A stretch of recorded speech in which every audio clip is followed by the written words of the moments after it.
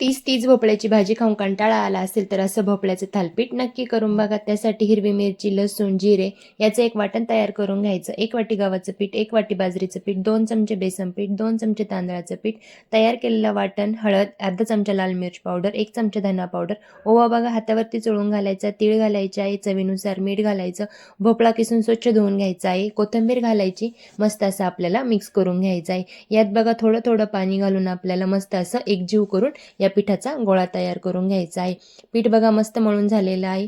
त्यात आता एक पिठाचा गोळा घ्यायचा आपल्याला, कॉटनच्या कपड्यावरती पाणी आणि तेलाचा हात ओला करून हे थालीपीठ आपल्याला थापून घ्यायचं आहे। मस्त असं थालीपीठ थापून झालं की गरम तव्यावरती आपल्याला तेल घालायचं आहे, तयार केलेलं थालीपीठ त्यावरती घालून घ्यायचं आहे।